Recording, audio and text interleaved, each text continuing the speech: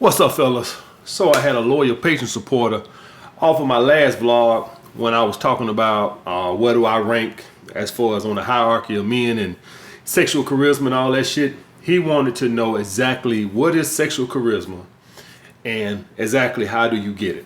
So let me break this shit down.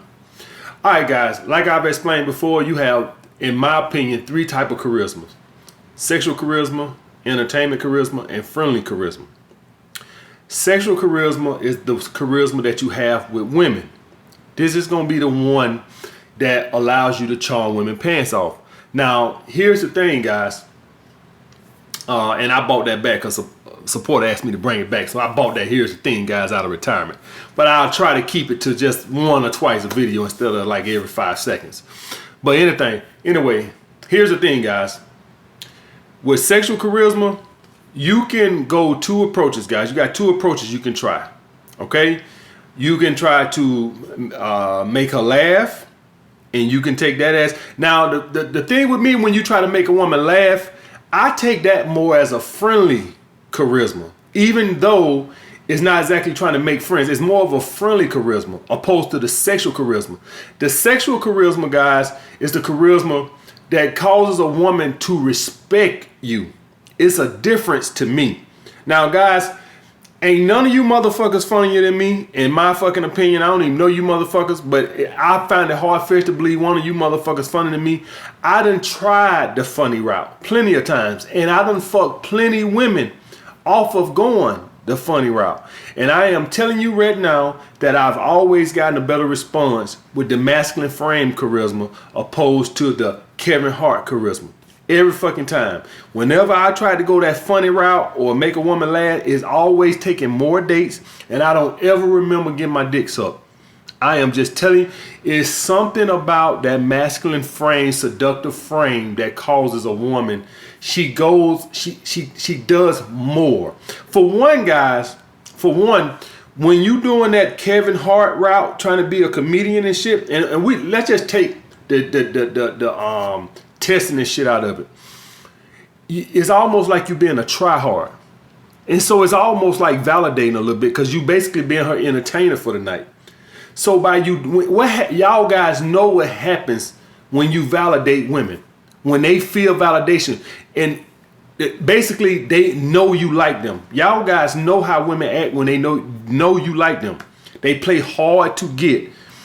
Opposed to when you play that masculine frame, laid back, more subdued frame, they are wondering where you at. They don't know where they stand with you. They don't even know if you like them. And you're kind of acting like, bitch, you beneath me. That's what you kind of acting like. And you'll see the woman will be searching for validation the whole fucking night. So you having fun? You'll see. When you go that entertainment route, you'll be trying to read her. When you go that masculine frame, seductive frame route, she be trying to read you because she don't know where you stand. So guys, I'm telling you right now. And so what ends up happening, this is how you get her to suck your dick and all this shit, because she's trying to suck the validation out of you. That's what she's trying to do. She's trying to get you to like her. When you do the validation, she do the bare minimum.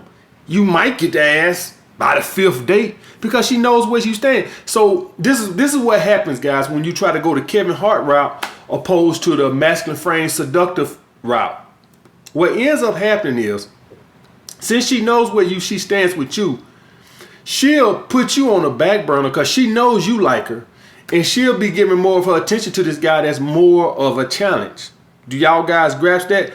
Now, the reason I wanted to bring this up in there too, because I know some of you guys are just dying to want to be comedians on these dates.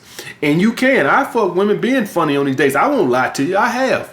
But I see here and I tell you, to a man, it's much fucking harder, guys. It is way fucking hard. That's why I'd rather for y'all guys to do the masculine frame, seductive frame. Okay, guys? But that is the sexual charisma, guys. Now, how you get this sexual charisma, guys, is another thing. Now, first of all, guys, to get this sexual charisma, you have to feel sexy. You have to feel it. If you don't feel sexy, the way your actions and how you carry yourself, it is going to go directly to your fucking confidence. That's how you going to fucking act. if you don't feel sexy. You have to fucking feel fucking sexy. I don't give a fuck how you do it. I don't give a fuck if it's your clothes. I don't give a fuck if you have to go to the gym 3 times a fucking day. I don't give a fuck what you have to do. But if you don't feel sexy, you won't act sexy. And notice the word is sexual charisma. You have to feel sexy. You're basically acting sexy. I know for a fact that when my weight starts to trickle up a little bit, I do not feel as sexy, and it comes out in my behavior, my body language. When I feel slim and trim, I act slim and trim. Now, I always got my confidence, but like I say, I'll be sitting up here lying and telling you if I told you that I have the same confidence at 250 pounds as I do at 220 pounds. That would be a bold-faced lie. Okay, guys? Now, the next, don't date women you have a low attraction to. Listen, if you with a woman you have a low attraction to, it don't bring the seduction out of you. If you date a woman that you perceive as a 6 or a 7, what ends up happening is you don't have that sexual energy. See, what happens, guys, is when you just selling or doing something to pass time, you don't put the same effort. Do y'all guys grasp that? See, the number one reason why a lot of you guys can't maintain a masculine frame is because it takes effort. It actually takes effort. It's actually easy to be goofy. It takes effort to act masculine. Do y'all guys grasp that? It's easy to act goofy, just act like a damn jackass all fucking day. It actually takes a concerted effort to act like a fucking man. Because how society is, how everything is, how feminized everything is. So it's easy to just be playful and goofy. It's actually more work to be a fucking man, to act masculine. And when you with a woman that you have a low attraction to, you don't want to put that effort in. That's too much fucking work. I don't want to have to sit up here and act masculine with a girl I got a low fucking attraction to. But when you with a woman that you see as a 9 or a 10, you naturally enter that seductive frame. Now, some of you guys gonna enter that quiet frame. Don't confuse that quiet frame with seductive frame, because a lot of women will think that quiet frame is no confidence. Do y'all guys grasp that? And what y'all do is y'all go sit on a date and you being a mute thinking that you being seductive. No, you're showing no confidence. I talk on dates, guys. I'm not sitting there like a fucking mute. I'm not sitting there like the Terminator. I talk on dates. Do y'all guys understand that? I actually have a conversation on the fucking dates. Sitting there acting like a mute is not me being seductive. That's me not being confident. And if you out with a 9 or a 10 and you're not saying nothing, she's not going to think you're being seductive and charming. She's going to think you fucking nervous. So you have to open your fucking mouth. Learn how to carry a conversation in a masculine frame. Do y'all guys understand that? So that's the number one thing, guys, is you have to feel sexy and you have to date women you have a high attraction to. Next, date women that have a high attraction in you. If you're dating women that sees you as a 6 or a 7, their body language and the way they act won't allow you to be seductive with them. They're going to be kind of standoffish a little bit. They ain't going to be...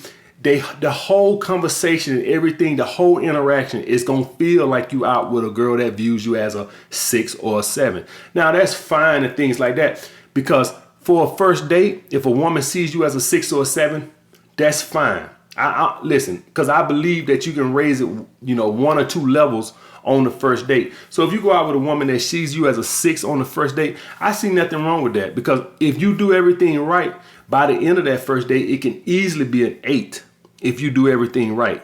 So I have no problem with that, because a lot of women don't put a lot of basis on looks. So a woman could see you as a 6, but a lot of women don't base a lot of their, interaction off of what you look like. They base it off of how the conversation flow and all that. So if a woman sees you as a 6, you can easily raise it to an 8. But it can't be no lower than that, and you have to do everything right. By the second date, you need to be seeing something to increase this sexual energy. If you don't, it's gonna start to take on this like this testy vibe, like, you know, she's pulling back, she's not. You'll just feel it. Now, it just depends on how patient you are. I give it 3 days, guys. I'm willing to give it 3 days. That's all I'm willing to fucking give it. But if you date a woman that has low interest in you or low attraction to you initially, it would be hard to come up with this sexual energy because her energy directly comes off into your energy. So if she's not acting like she's that interested, it's going to be hard to maintain this sexual charisma. Not saying that it can't be done because I can do it, but I'm just saying to get it is always easier when you date women that have a high attraction to you. That's what I'm saying. But you can do it. And this last, guys, how you get it? You have to maintain a masculine frame. You have to have a masculine frame. If you acting goofy and shit like this, you will not have that sexual charisma. Now, like I said, guys, you don't have to be in a masculine frame to have sexual charisma. You can charm a woman, you can make a woman laugh, and you can sleep with her. But I'm just telling you, it's levels to this shit. And it's always, you always gonna have a much better reaction out of women with a masculine frame opposed to a Kevin Hart frame. You can do what you want to do. That's been my observation of it. You can do what the fuck you want to do. But that's how you get the sexual charisma, guys. You have to be sexy. You have to feel sexy. You have to date women that have a genuine interest in you, and it have to be women that you have a genuine interest in. If you're gonna go out and you're gonna date 6s and 7s, I guarantee you're gonna have a hard time getting that sexual charisma. It has to be women that you have a high attraction to also. All right, guys, so I hope I explained that sexual charisma. I don't want to talk about that shit no more. That is what sexual charisma is. That's how you fucking get it. I'll get back with you guys later. What's up, fellas? So this was me and my Saturday chick sitting at the house watching the football game, drinking a glass of wine. And I'm going to be honest with y'all guys. I really think, I'm pulling for the 49ers. But I think the Chiefs are going to win it. I thought Baltimore had a good chance. But now that they're out of it, I think the Chiefs are going to fucking take this thing. But I'm still going for it. I wouldn't mind seeing the Chiefs win either, though. But 49ers is my number one team. And any of y'all guys wondering why I go for the 49ers is I'm a 49ers fan all the way back to fucking Joe Montana and fucking Steve Young. But anyway, we went out to eat. She came over earlier before we went out to watch the football game with me. And then we went out to eat to this spot, New York Prime. The guy who's holding that guitar, he was doing a damn good job. He was singing some hits, classics and shit like that, fucking Marvin Gaye and shit. He was playing some good shit. I wish I could have let y'all listen to him a little bit, but you could hardly hear him over the commotion and stuff. And we was pretty far away from him. But I wish I could let y'all hear him. And he was pretty much a one-man band, guys. He had nobody with him. He was up there. He was on his laptop. And he was just had his little guitar. He pretty much was a one-man band. But it sounded like he had a whole fucking band up there with him. And it was just him. But we had a good time there. Good dinner. Y'all know I enjoy my food on the fucking weekend and shit like that. Had me old T-bone steak and shit. But had a good time. And there it is, the steak and loaded potato. I had a guy ask me about cheat days and shit like that. Guys, for any of you guys that cheat, just understand that the more you cheat on the weekend, the less you can eat during the week. So the more you play around on the weekend with your diet, the more strict your diet through the week gotta be. And then we went to Harlem Nights Ultra Lounge just to have a couple of drinks. Saw a lot of hoes with a lot of women in there with fucking gunshots and fucking stab wounds in there. But, I was with my Saturday chick, so I really didn't give a shit.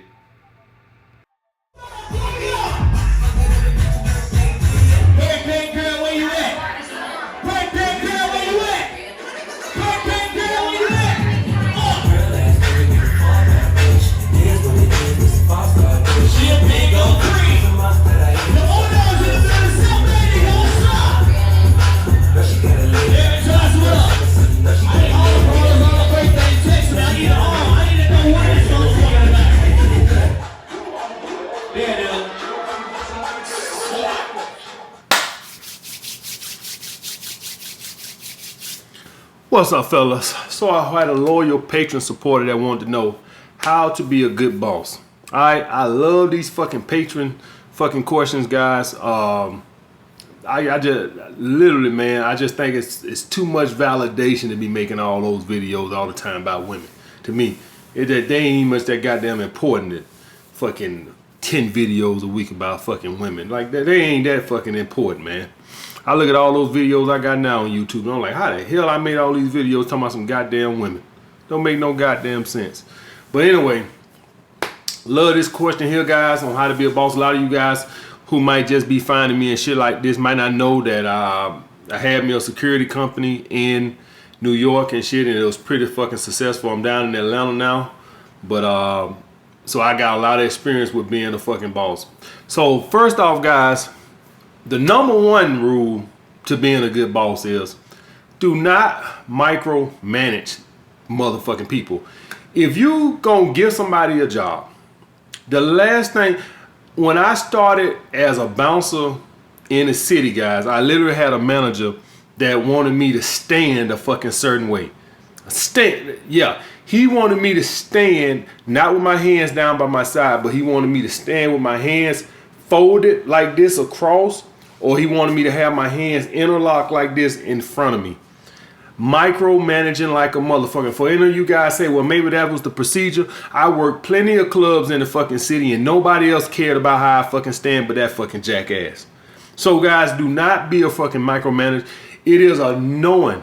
And the reason for all you guys that think, why does it matter? Guys, you don't want a high turnover. See, the thing is, guys, you want to get people in, get them familiar with the job, get the people at the job familiar with them, so you have your customers familiar with them, and that way they know the fucking job. Whenever you have a high fucking turnover, that means that you're having to constantly train people. That means that you still got this learning curve they got to go through. So when you have this high turnover, that means you keep on having all these new people that don't know what the fuck they're doing. So you want to get people in, train them, and you want them to fucking stay there. You don't want to be doing this little micromanaging bullshit, running people off. So that is the thing. So for all you guys that think that it don't matter, or just thinking that turnover, a high turnover doesn't matter, it does matter. It matters for your fucking business, because when you got all these new people in there, they're going to have a harder time keeping the customer happy opposed to somebody who's been there a while that knows what they're doing. So that's why that matters, guys. So you don't want to be fucking micromanagers. It's annoying as fuck. It pisses people off. And so what you'll have is you'll have an employee that they'll stay there and they'll tolerate your shit, but they'll be looking for a job the whole fucking time. And so now you got this high fucking turnover. You're going to have a hard time staying in business as a boss if you're going to be constantly having new people coming in. You got to train them for the job. They're going to have a hard time keeping the customers happy because they don't know what the fuck they're doing. All right, guys, no micromanaging. Don't play favorites, guys. Now, a lot of you guys might not know, I was a trainer at the fucking gym. And at the gym, one thing that started me taking my clients private was the favoritism that went on in the gym. It pisses you the fuck off to see one trainer getting all these fucking leads and you sit out here and you have to go get all your leads off the fucking floor. Now, I didn't mind doing it because I was good at it and I didn't want to kiss the manager's ass. But beyond that, I shouldn't have had to, because it should be some type of fairness to the job, especially with a job that, you know, delegates leads and shit like that. So basically, whoever kiss your ass the most, that's who gets the best position and shit like that, guys. It causes dissension.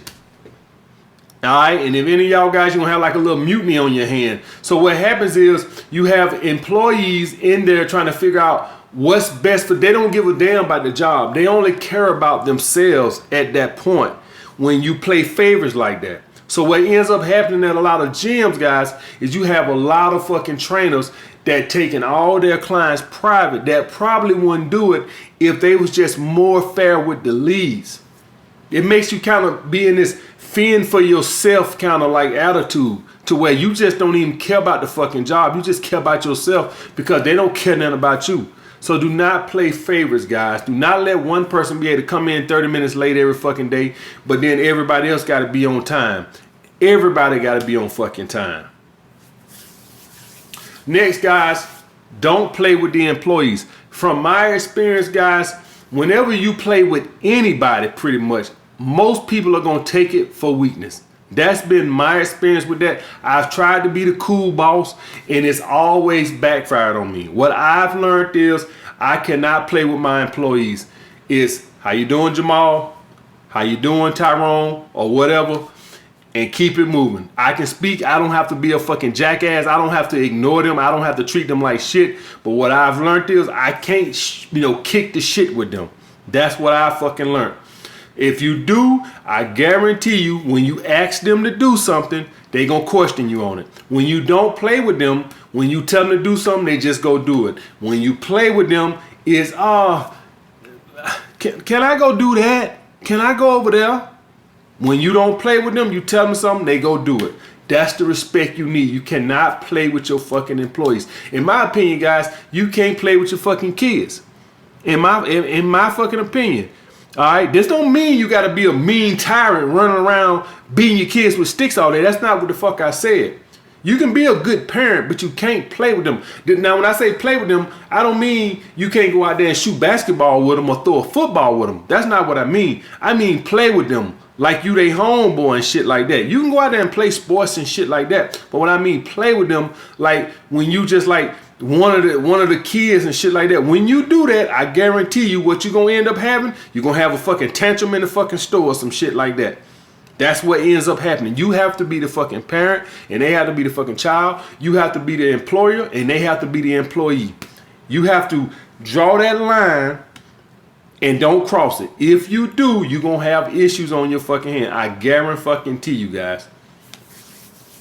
Next, don't date your employees, guys.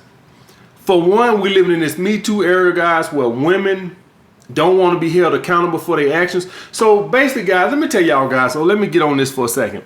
Now, I do know situations where guys use their power to sleep with employees and shit like this and to pressure women, or the woman feel powerless and shit like this. But let's just be real right now. 90% of the Me Too movement is more than likely bullshit. Let's just be real. What you had was, you had a lot of women who were sleeping their way to the top. And now that time has passed, 10, 20 years later, now you have a bunch of fucking women that know they can come out and accuse somebody of anything with no fucking proof, and knowing that, hey, if I go to court and if I win, good. If I lose, oops, my bad, I ruined your life. Oops. My bad, dog. That's what you having like right now with the Me Too movement. You having a bunch of women that thought that, hey, if I sleep with this producer or this manager or this boss, that I'll get pushed to the top or he'll play favorites with me. And now that, that time has passed, it's 10, 20 years later, and I can't benefit off that relationship no more, I'll just scream sexual harassment 20 years later, sue. And if I win, good. If I don't, hey, my name, don't nobody know my name, and I don't got to take no responsibility for it. I don't go to jail or nothing like that. No big fucking deal. This is what happens when you date your fucking employees. Do not date your fucking employees. It don't even got to be no 10, 20 years later. It could be fucking 10 weeks later, 10 days later. If things go bad, this is the situation you're in. She gonna holler sexual harassment and shit like that. Now, as an employer, you're gonna have these. What any of y'all guys read my last book, like I told you guys, I refer to guys like as bosses and shit like this as situational alphas. And basically, when you're the boss of a job, even if you're not a really true alpha, let's just say you are a sexual alpha, that means that you're not good with women, but you're good in the business world and you're your own boss and shit like that. In that situation right there, though, you would be considered an all-around alpha to those women because you the fucking head of the food chain. So those women are going to be drawn to you. Not so much the power. Y'all guys got to understand what ambition and drive does to women, and also being able to provide. Let's just be fucking real. But just the ambition that took you to get to that position, those women are going to look up to you, and they going to find you attractive in most cases, unless you fucking hideous. If you look halfway fucking decent and you the boss of a fucking job, let's say you go and buy a fucking McDonald's and shit like that. Those women in that job, a lot of those girls in that job are gonna find you attractive and be pushing up on you. Okay? I know it's gonna be fucking hard to reject that when women pushing up on you. And this is when I tell you, remember when I told you guys about being the difference between the upper and the middle and the lower class? Well, in this situation, in this frame, you're going to be considered the upper because what's going to happen is in that frame, in that context of that job, those women are going to be throwing pussy your way. Not all, but you're going to have 2 or 3 that's going to throw pussy your way. You got to fucking ignore it. You got to fucking ignore it. Because while everything is good, they going to be right there to reap the benefits. As soon as you got to fire one of them or they can't benefit off that relationship no more, they going to throw your ass under the bus. Do y'all guys understand that? So I need you guys to take that into it. Listen, if you go open your business and you have a female secretary and she is fucking hot, I guarantee you she either going to push up on you or she going to send you hella choosing signals. It's going to be up to you to say no to that. You might get away with it. Nothing might not never happen. You might go 10, 20, 30 years. Hey, nothing never happened. Or then again, you could lose it all. All right, guys? So I need y'all guys to take that shit serious. Not fucking working. Go fuck all the other women in the world. Leave your employees alone. Next, guys, be assertive, not aggressive. Guys, let me tell y'all guys something. See, this video is actually bringing me into a lot of life shit. Guys, aggressive people don't typically get a lot of respect in the world. Assertive. Be a person that's about your word. You don't have to be this overly aggressive, yelling type, mean person. You can be a soft-spoken person. Just mean what you say. Somebody acts up, don't go off the deep end. Go home. That's all I would ever tell my employees, guys. Go home. People don't respect aggressive with no actions. People respect assertive with actions. Do y'all guys grasp that? So all this theatrical bullshit is just bullshit. Just be a person that knows how to deal out consequences. You don't have to get overly heated and all this and that and other. I worked for a boss like that. He never did anything. All he did was run around like a damn jackass. All you have to do is dish out punishment. People see punishment and people give you respect. Next, guys, set the example. Guys, you can't expect your employees to come to work, be well groomed if you're not. If you have to be at work at 10 a.m. and that's the time everybody's supposed to be at work and you dragging your ass in there at 10:45, you set the fucking example. The boss, guys, the boss is typically beats everybody to fucking work. Everybody else at the job drives off of your ambition, your drive. I never beat the boss at work. When I was a bouncer at the gym, I never beat the motherfucker. He was always there with bags under his eyes. People respect that. You have to outwork your employees. Now, unless you done got your business to a position to where you don't, have to be there like that. But if you up and coming, you have to outwork your employees. They see that. Now, nobody expects the guy who owns the Dallas Cowboys, Jerry Jones, to be the first one there and the last one leave. I think he does, though. Actually, I heard that he actually is a workaholic. But besides that, guys, you have to set the example for how you want your employees to be. If you want them to be well-groomed, you have to be well-groomed. If you want them to be punctual, you have to be punctual. You have to set the example. If you want them to work hard while they're there, you have to work hard while you are there. They see all of that. Unless, like I said, guys, unless you done got your job to a position to where you just don't have to do that. The business pretty much runs itself. Unless you like that. But if you enter you guys, that takes years. That takes 10 years to get your business like that. Next, guys, don't call nobody out. Guys, if you have to dish out discipline or anything like that, pull them in the office. Don't try to call them out. And see, what you might try to do is you might try to call them out so you can set an example for the other employees and shit like that. That just makes you look like an asshole. What the other employees can see is such and such got sent home or such and such got suspended for 2 or 3 days. You putting them on the spot, calling them out just makes you look like a jackass. So you don't want to do that. And when you put people on the spot, you put people in a position where they'll whoop your ass. I'm gonna just tell you that shit now. A lot of people can take a lot of shit, but when you put them on the spot in front of their peers, they lash out. So you better off calling whoever into the office and dishing out discipline individually instead of trying to embarrass them. That never fucking works, guys. It just makes you look like a fucking jackass, to be quite honest with you. Next, guys, pay fairly for the work that's provided. Now, beyond just being a good person and shit like this, like I tell you guys, you don't want a high turnover. One thing, you know, it baffles my mind that these people are able to make the money they make with the decisions that they do. Because one thing that causes a large turnover at the gym is the pay scale. A lot of you guys might not know this, but those gyms are charged 120, 130, pay you 25, 30 bucks out of it. And then they baffled as into why fucking they got like a 95% turnover fucking rate. It's ridiculous.